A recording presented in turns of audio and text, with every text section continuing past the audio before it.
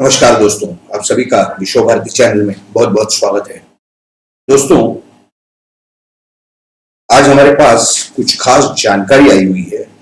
जो हम आपके साथ शेयर करना चाहते हैं, आपके साथ चर्चा करना चाहते हैं। देखिए, महाराष्ट्र की राजनीति में जैसे कि अनिल देशमुख का केस हुआ या ये जो अनिल परब के खिलाफ जो परिवहन मंत्री हैं उनके खिलाफ जो ईडी की इंक्वायरी चल रही है, उनके पास अभी तक समन भेजा गया। उन्होंने 14-15 दिन का समय मांगा था और अभी भी जो है वो समय उनका खत्म हो चुका है। के बावजूद वो वहां गए नहीं है ईडी के दफ्तर में, कार्यालय में। और अनिल देशमुख उनके तो हाईकोर्ट सुप्रीम कोर्ट सब करके राज्य सरकार के साथ भी गए थे वो, ये दोनों न्यायालयों में, और उनको कोई रिलीफ नहीं मिला और अब तक वो ईडी के सामने हाजिर नहीं हुए, जो उनका आखिरी रास्ता है। अभी पता नहीं वो चिदम्बरम के जैसे वो दीवार फांद के भागेंगे और इस प्रकार का कुछ होगा तो पता नहीं है हमें। लेकिन ये सब जो चक्कर चल रहे हैं इसमें भारतीय जनता पार्टी के कुछ नेताओं के विरोध में भी शायद षड्यंत्र रचा जा रहा होगा या होने की संभावना है, इस प्रकार की जानकारी आ रही है। खैर, हम आपको जो जानकारी दे रहे हैं उसमें आप पूरा ध्यान से सुनिएगा, समझिएगा और फिर आप हमें आपकी राय जरूर बताइएगा कि क्या इसमें कोई षड्यंत्र है या नहीं है। क्योंकि किरीट सोमैया जो भी ये कर रहे हैं, प्रेस ब्रीफिंग दे रहे हैं, प्रेस कॉन्फ्रेंस ले रहे हैं, वो आरोप लगा रहे हैं तो उसके सबूत दे रहे हैं। ईडी के ऑफिस में, दफ्तर में जाके या इनकम टैक्स के ऑफिस में जाके उसके सबूत वहां जमा करवाते हैं, उसके पहले वो मीडिया को बता देते हैं। लेकिन सबूत बना करके और फिर किसी को फंसाना, क्या ये सही है, गलत है, या ये षड्यंत्र है, या क्या है, ये आप तय कीजिए, ये आपके ऊपर है। हम आपको सिर्फ जानकारी देने जा रहे हैं। देखिए, अगर आपको याद होगा, क्योंकि ये सब का जो लिंक अभी से नहीं है, इसका कुछ पुराना बैकग्राउंड भी है, ज्यादा पुराना नहीं है, 1-1.5-2 साल के अंदर का ही है। वही हम आपको जानकारी देते हैं, वहीं से शुरुआत करते हैं। अगर आपको याद होगा कि जो हम घटनाएं बता रहे हैं वो आप बता दीजिए कि महज कोइंसिडेंस भी होने की संभावना है कि खाली कोइंसिडेंटल लिंक है या फिर एक्चुअली लिंक होने की संभावना है, क्या है क्या नहीं, आप बताइए। अगर आपको याद होगा, पिछले साल जब मार्च 22 तारीख से या 25 तारीख से कुछ लॉकडाउन लगा था 2020 के, तो ये जो कोविड के चक्कर में लॉकडाउन लगा था, इसके बाद कुछ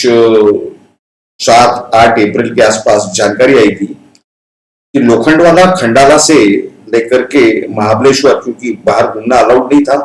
तो महाबलेश्वर जाने के लिए स्पेशल ट्रैवल पास दिए गए थे वाधवान बंधुओं को, वाधवान ब्रदर्स, जो कि डीएचएफएल के मालिक है और यस बैंक के घोटाले में उनके ऊपर लुकआउट नोटिस था उसके पहले से। यानी मार्च के 8-9 तारीख के आसपास जो सीबीआई का उनके खिलाफ लुकआउट नोटिस था, वो लुकआउट नोटिस पेंडिंग होते हुए उन्हें मंत्रालय से, महाराष्ट्र के मंत्रालय से, मुंबई से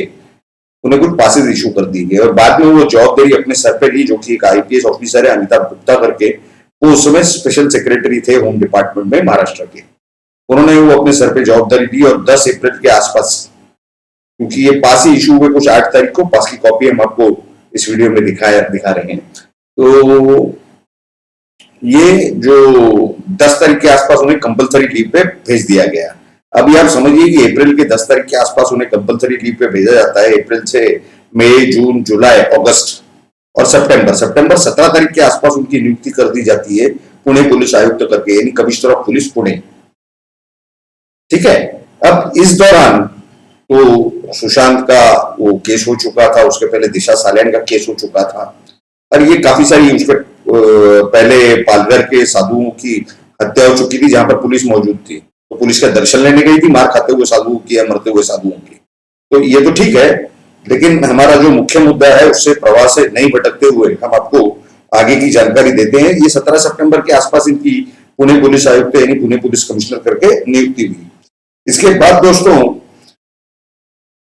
अगर आप गौर करेंगे कि जिस तरह का वक्तव्य केंद्रीय मंत्री, क्योंकि नारायण राणे जी की शपथ विधि हो गई केंद्रीय मंत्री करके उसके बाद, और उनका कुछ वक्तव्य जो आया पिछले महीने यानी अगस्त 2021 में, तो उस समय जो जानकारी मिल रही है कि पुणे के अंदर चतुर्श्रृंगी पुलिस स्टेशन पे एक केस दर्ज हुआ उनके खिलाफ और वो लगभग है 23 या 24 अगस्त की बात है, जहां पे पुणे पुलिस ने वो एफआईआर दर्ज किया केंद्रीय मंत्री नारायण राणे के साथ। सुबह से ये खबरें आनी चालू हो गई थी कि पुणे पुलिस की टीम निकली है और वो कोकण जाके और उन्हें अरेस्ट करेगी। खैर वहां फिर ये, क्योंकि ये रत्नागिरी में थे और रत्नागिरी के जो पालक मंत्री हैं अभी के, जो परिवहन मंत्री, ट्रांसपोर्ट मिनिस्टर हैं अनिल परब, इनका फिर कुछ क्लिप मीडिया में वायरल हुआ कि ये फोन पे कह रहे हैं कि अब क्या पूछ रहे हैं, क्या मांग रहे हैं आपको, कुछ मतलब मराठी में बातचीत चल रही थी, आपने आपका पुलिस फोर्स यूज करके उन्हें अरेस्ट करो वगैरह वगैरह, और उसके बाद वहां से उन्हें मार ले जाया गया। बहरहाल आपको एक और महत्वपूर्ण बात बता दें कि जिस समय ये वाधवान बंधुओं को पास मिली थी उस समय महाराष्ट्र के गृह मंत्री अनिल देशमुख थे, और जब उन्हें हटाया गया यानी अप्रैल 10 तारीख के आसपास, ये जो special secretary home IPS officer Amitabh Gupta, उस समय भी महाराष्ट्र के गृह मंत्री ये अनिल देशमुख थे। तो अब जब ये पूना का विषय जब चल रहा है तो वो तो टीम वहां पहुंची नहीं, और ये पूरा जो रत्नागिरी में उन्हें डिटेन करके और फिर महाड़ पुलिस को हैंडओवर करके महाड़ पुलिस ने महाड़ जो कोर्ट है वहां पर हाजिर किया और वहां उनकी जमानत हो गई। अब देखिए उसके बाद 10 सितंबर की बात है, ये जानकारी आती है कि केंद्रीय मंत्री नारायण राणे का जो परिवार है यानी उनकी पत्नी श्रीमती नीलम राणे जी और उनका बेटा नितेश राणे, इन दोनों के खिलाफ पुणे पुलिस ने एक लुकआउट नोटिस जारी कर दिया, लुकआउट सर्कुलर जारी कर दिया। अब उस समय यानी दोनों समय, जब केंद्रीय मंत्री नारायण राणे के खिलाफ केस रजिस्टर होता है पुणे में चतुर्श्रृंगी पुलिस स्टेशन में, उस समय कौन है वहां पर पुलिस आयुक्त? तो वही अमिताभ गुप्ता है। और यहां पर जब ये लुकआउट नोटिस जारी होता है पुणे में तो भी पुलिस आयुक्त कौन है? वही अमिताभ गुप्ता है। तो क्या उन्होंने, ऐसा कहा जाना चाहिए, यानी ये पॉलिटिकल एनालिस्ट जितने हैं इनकी जो चर्चा चल रही है आपस में, वो हम आपको जानकारी दे रहे हैं कि क्या ऐसा कहा जाना चाहिए कि ये जो पास, ट्रैवल पास उन्होंने वाधवान बंधुओं को यानी डीएचएफएल के मालिकों को और उनके परिवार को, यानी वो येस बैंक के भी वही मालिक थे और घोटाले में भी उनके ऊपर ही आरोप है और उसमें ही वो लुकआउट नोटिस भी था उनके खिलाफ, तो क्या किसी राजनीतिक दबाव के या राजनीतिक फोन के कारण उन्हें वो पासेस दिए गए थे, ये अमिताभ गुप्ता ने दिए थे, और फिर वो राजनीतिक नाम नहीं बता के दबा के, यानी एक तो पहले पास देख करके ऑब्लिगेशन किया, उपकार किया, उसके बाद में फिर वो जो राजनीतिक व्यक्ति है, राजनीतिक नेता है, उसका नाम छुपा के ये किया और उन्हें वापस रीइंस्टेट कर दिया गया, सर्विस में लाया गया, सस्पेंशन मैंने कंपल्सरी लीव से वापस बुलाया गया और 17 सितंबर 2020 को उन्हें पुणे का पुलिस कमिश्नर बनाया गया। तो इस प्रकार की ये जो पूरी जानकारी है ये हमारे पास आ रही है, और उसके बाद ये अगर इनके ऊपर कुछ उपकार कर दिया गया यानी वापस लाके इन्हें पुणे का पुलिस कमिश्नर, तो या उसकी ये परफेक्ट कर रहे हैं, रिपेमेंट कर रहे हैं ये नारायण राणे के खिलाफ केस रजिस्टर करके, या ये लुकआउट नोटिस निकलवा के यानी डीएचएफएल की तरफ से एफआईआर लेके और फिर लुकआउट नोटिस इशू कर देना नितेश राणे और उनकी माता जी के खिलाफ, यानी जो केंद्रीय मंत्री नारायण राणे हैं और उनके सुपुत्र नितेश राणे हैं, वे नारायण राणे के पत्नी और बेटे के खिलाफ केस रजिस्टर करके उनके खिलाफ लुकआउट नोटिस इशू कर देना। तो क्या ये कोई रिपेमेंट हो रहा है किसी प्रकार का? ये सवाल काफी सारे लोगों के मन में, खास करके जो पॉलिटिकल एनालिस्ट है उनके मन में उठ रहा है, और इसमें सबसे बड़ी जो गौर करने की बात है कि ये जो पूरा जो प्रकरण चला लगभग वही खत्म होने तक, मतलब लुकआउट नोटिस जारी होने के कुछ दिन बाद तक, यानी आज जो 16 तारीख है सितंबर की 2021, इससे 2 दिन पहले यानी 14 तारीख को एटीएस, अभी जो कल जो बयान आया एटीएस का महाराष्ट्र के, कि उन्होंने उस जो आरोपी जिसे दिल्ली पुलिस यहां से पकड़ के ले गई, जो संशयित दहशतवादी है, तो उसकी आज जानकारी ये आ रही है उस सिलसिले में कि वो यहाँ पर जिस तरह से मार्च 93 में 93 में जिस प्रकार से एक श्रृंखला हुई थी बम ब्लास्ट की, उस तरह की ये लोग करने की साजिश थी, और इसमें कुछ आज ये जानकारी है कि 9 लोग पकड़े गए पूरे भारत से, जिसमें से एक ये है, और ये शायद पाकिस्तान जाके ट्रेनिंग लेके आए हैं, इस प्रकार की कुछ जानकारी मिल रही है। तो एटीएस ने कहा था कि इसके ऊपर हमारी वॉच थी, जबकि इसके ऊपर आईबी की वॉच थी, और दिल्ली पुलिस को जानकारी मिलने के बाद, और दिल्ली पुलिस ने भी इसके ऊपर वॉच रखी हुई थी, और दिल्ली पुलिस ने ये कोई भी घटना कर सके उसके पहले उसे उठा दिया और इस तरह के और 8 लोगों को उठाया, यानी कुल मिला के 9 लोगों को उठाया गया है पूरे भारत में से। तो महाराष्ट्र मुंबई में से ये अकेला इंसान है। तो एटीएस सिर्फ वॉच रखे हुई थी, ऐसा उनका कहना है। और वो ये भी कहते हैं कि कोई इंटेलिजेंस फेलियर नहीं है। अगर इंटेलिजेंस फेलियर नहीं है तो इन्होंने उठा लेना चाहिए था। घटना तो महाराष्ट्र में होने जा रही थी, मुंबई में होने जा रही थी, तो उनका काम था उठाना, वो नहीं उठाए। यानी कहने का मतलब ये है कि क्या ये जो सरकार वहां पर महाराष्ट्र में है, क्या ये सिर्फ गलत लोगों को समर्थन करने के लिए है? और फिर अगर कहीं अटक जाते हैं, फंस जाते हैं, जैसे ये दिल्ली पुलिस वाले केस में हुआ कि वो संशयित दहशतवादी को पकड़ के ले गए, तो अब जब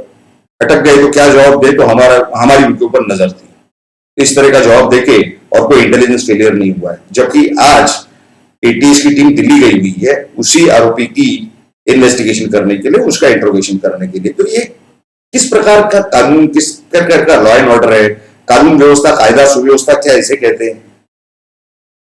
तो सवाल अब यह है कि जिस तरह का दबाव सरकार ने वहां के होम डिपार्टमेंट पर या पुलिस डिपार्टमेंट पर रखा हुआ है, वो क्या गलत तरह का या गलत काम करवाने का दबाव है, नहीं है, ये सब सवाल अब पैदा हो रहे हैं। तो अब ये जो पूरी जो जानकारी हमने आपको दी, ये आप कंपेयर कीजिए कि किस तरह से ये सब किया गया कि वाधवान बंधुओं को पास दिए गए, ट्रैवल पास, किसके दबाव के तहत दिए गए? क्योंकि अब सभी जानते हैं, महाराष्ट्र में सभी जानते हैं कि पुणे में किसकी चलती है, और जो गृह मंत्रालय है वो कौन से पार्टी का मंत्री रहता है, वो किसके पास दिया हुआ है। पहले अनिल देशमुख थे, वो एनसीपी राष्ट्रवादी से थे, और अभी वहां पर देवी कोळसे पाटिल है, वो भी एनसीपी राष्ट्रवादी से है। तो क्या उस पार्टी के दबाव के नीचे वो उनकी पुलिस काम करती है? या अनिल परब जो है वो रत्नागिरी के पालक मंत्री थे, तो क्या उनके फोन पर नारायण राणे की गिरफ्तारी हुई? या जो लुकआउट नोटिस उनके पत्नी और उनके बेटे के खिलाफ जारी हुआ, क्या उसमें ये डीएचएफएल जो है वो भी एनसीपी और राष्ट्रवादी के दबाव में आके ये सब कर रहे हैं? क्या पवार यानी अजीत पवार हूं, शरद पवार हूं, या हमारा ये कहना नहीं, ये सवाल है, ये पॉलिटिकल एनालिस्ट जो आपस में डिस्कस करते हैं वो हम अब तक पहुंचा रहे हैं कि ये सब सवाल है। क्या शरद पवार हो, अजीत पवार हो, या पवार परिवार, क्या इनके दबाव के तहत डीएचएफएल काम कर रही है? क्या इन्हें खुश करने के लिए नारायण राणे के पत्नी और पुत्र के खिलाफ एफआईआर रजिस्टर कर दिया गया? तो इस प्रकार की ये जो सब जानकारी हमें आ रही है, सवाल आ रहे हैं, ये आपने इस विषय में आपकी राय जरूर नीचे इस वीडियो के नीचे कमेंट बॉक्स में लिख करके हमें बताएं। लेकिन माफ कीजिए, सॉरी, ये जो नोटिस इश्यू हुई या ये जो केस हुआ, एफआईआर रजिस्टर हुआ, या फिर वो जो पासेज इश्यू हुए ये वाधवान बंधुओं को जो डीएचएफएल के मालिक बताए जा रहे हैं, तो क्या इस प्रकार का ये सब जो भी कुछ हुआ, क्या ये राजनीतिक दबाव में हुआ? क्या ये सब जगह वही लिंक है? क्योंकि वही पार्टी उन्हें सस्पेंड करवाती है, वही, मैंने सस्पेंड नहीं, सॉरी, उन्हें कंपलसरी लीव पे भिजवाती है, वही पार्टी का मंत्री उन्हें वापस ले आता है, और अपने ही इलाके में यानी जहां इनकी चलती है पुणे में, वहां पर कमिश्नर इन्हें बनाया जाता है। फिर वहीं इनके खिलाफ केस होता है। वो बात और है कि और दूसरी जगह जहां जहां हुए वहां भी शिवसेना या एनसीपी के ही पालक मंत्री हैं, तो पुणे में सबसे पहले केस रजिस्टर होता है, ये जानकारी मिल रही थी उस समय। और लुकआउट नोटिस भी जो जारी हुआ राणे परिवार के खिलाफ, वो भी वहीं से हुआ। तो क्या ये बदले की राजनीति चल रही है? क्योंकि ईडी के पास जो सबूत मिलते हैं, सुशांत के केस में भी अगर आपने देखा होगा कि बिहार ने जब हैंडओवर किया वो केस सीबीआई को, तो इन्होंने यहाँ पर वो एग्रीमेंट जो था सीबीआई के खिलाफ, ये रद्द कर दिया महाराष्ट्र का, यानी केंद्र के साथ में, कि सीबीआई यहाँ कोई भी इन्वेस्टिगेशन नहीं कर पाएगी अपने आप से, उन्हें राज्य की परमिशन लेनी होगी। लेकिन उसके बाद हाईकोर्ट का ऑर्डर होने के बाद इन्वेस्टिगेशन होती है, जैसे आपने देखा अनिल देशमुख केस में हाईकोर्ट का ऑर्डर होने के बाद में इन्वेस्टिगेशन हुई, सीबीआई अपना काम कर पाई, और जब उन्हें कुछ सस्पेक्टेड ट्रांजैक्शंस मिले मनी लॉन्ड्रिंग के, तो उन्होंने वो विषय ईडी को हैंडओवर कर दिया। तो क्या यहाँ पर बदले की राजनीति चल रही? क्या इन्होंने जो एग्रीमेंट कैंसिल किया महाराष्ट्र सरकार ने केंद्र के साथ में, केंद्रीय एजेंसीज का यहाँ पर इन्वेस्टिगेशन करना या काम करना, सरकार, यहाँ के राज्य सरकार, महाराष्ट्र के राज्य सरकार के परमिशन के सिवा नहीं कर पाएंगे? क्या इन्हें पता था कि ये जो सरकार बना रहे हैं और इनमें जो काम करना है वो गलत ही काम करने हैं, इसी वजह से ये एग्रीमेंट हटा दिया गया, कैंसिल कर दिया गया एक तरफा?